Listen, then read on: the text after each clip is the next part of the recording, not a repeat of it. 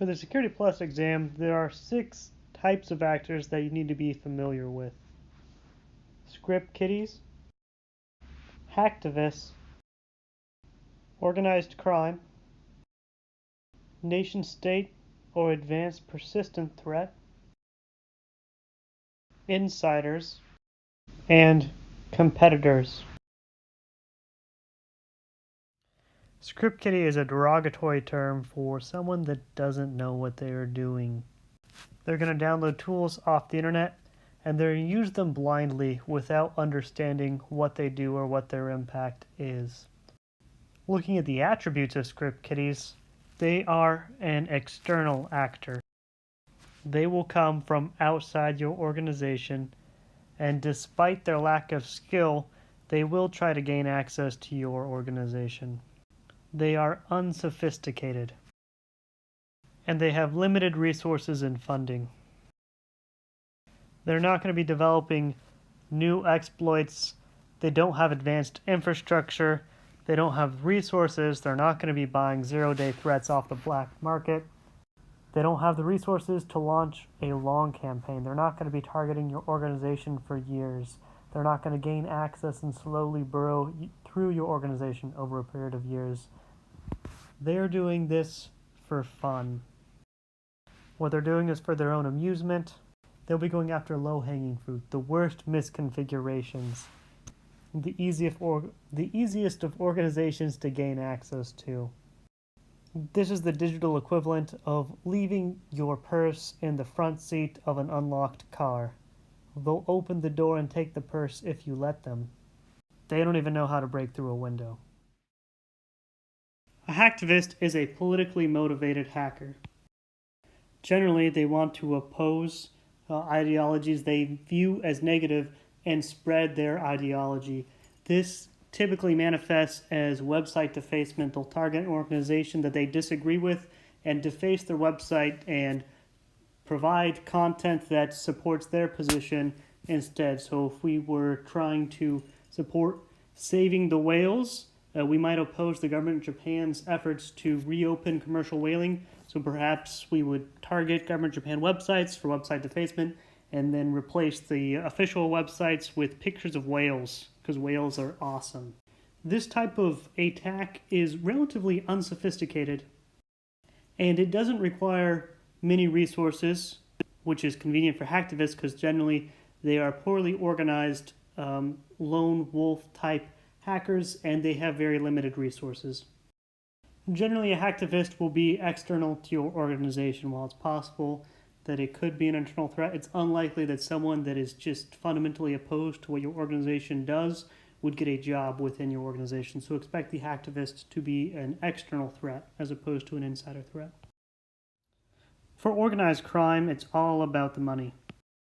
They are expanding their criminal enterprise in pursuit of new opportunities to generate funds. One of the most common types of malware they use today is ransomware. If they gain access to their system, they'll make your files inaccessible to you, and then they'll charge you money to gain access to these files again. If they can do this with a well-known available exploit and generate funds, they will use the well-known available exploit. Of course, there is a thriving black market for zero-day exploits. Those increase the cost, those increase the overhead. It's all a business decision for them, so they'll use the simplest exploit they can. But as they are organized crime pursuing additional streams of revenue, they are actually quite sophisticated and well-funded. Nation-states or advanced persistent threats are focused on protecting their national security. This can have a wide range of targets. Their focus is either espionage or preparing for cyber war. They may be trying to get access to commercial secrets. They could be doing corporate espionage to further their own skill sets. They could be trying to do corporate espionage to gain access to weapons plans. They could be doing pre-staging for cyber warfare, gaining access to critical industries to hold a nation's infrastructure at risk. They could be targeting Department of Defense systems, or they could be targeting the commercial sector. They could be targeting government or private citizens. Anything that they deem is necessary to further their national security interests. For the advanced persistent threat, we are generally concerned against the very well organized and very well funded nation states. In nation state malware, you can expect to see multiple 0 days used if necessary to achieve their objectives, whereas organized crime might have 0 days they purchased off the black market. They're expensive. They're not going to use 4 in a single malware package. But that is more common with nation states who have a very specific goal and and lots of resources and funding to pursue their goals. It's in the name, advanced persistent threat. They have access to advanced attacks, and they're persistent. So unlike criminal organizations that have month-long campaigns, a nation state could have a multi-year campaign to further their national security interests. So just because they don't succeed initially, or you were patched most of the time, they're going to continue to engage their targets until they find a way in over a period of several years. Insider refers to someone within your organization. This could be a disgruntled employee, or it could be someone who's blackmailed or working for another company to do espionage against your organization. With the insider threat, motivation could be financial. Either they want to do you harm or they benefit financially from doing you harm.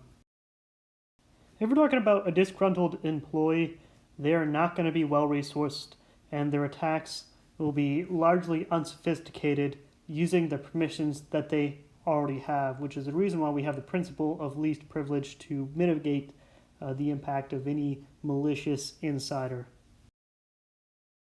What makes insiders such a threat, of course, is they are internal threats. They are inside your organization. Your perimeter defenses won't do anything to stop them. They already have access to your systems. Patching won't keep them out. They have legitimate credentials. There's no attack to detect necessarily. They may have permissions to everything they're accessing.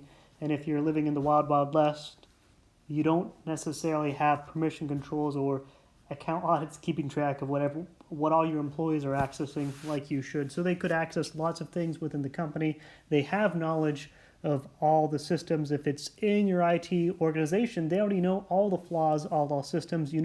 They know what systems have logging disabled, what logs are checked, how long logs are retained. So they can use all of that inside knowledge, which effectively gives them the white box test to exploit and damage your network to cause you harm, or if they're being blackmailed, or if they're working for another corporation to do corporate espionage, or if they're being blackmailed by a nation state. Why would your competitors be considered to be a cyber threat actor? We could have competitors who are not necessarily above board that believe they can gain competitive advantage by participating in cyber espionage or cyber attack against their competitors.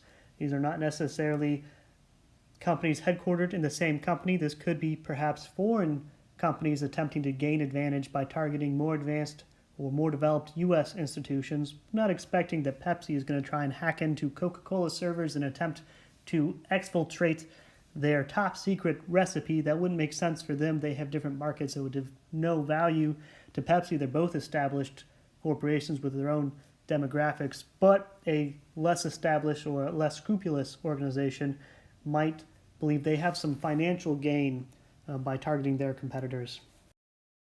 A competitor participating in corporate espionage is going to be more sophisticated than our hacktivists, and they will have some resources at their disposal. They are a for-profit institution.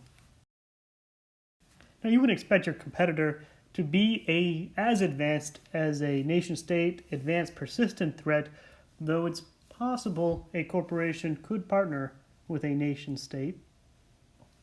And of course, the competitor is external to your organization.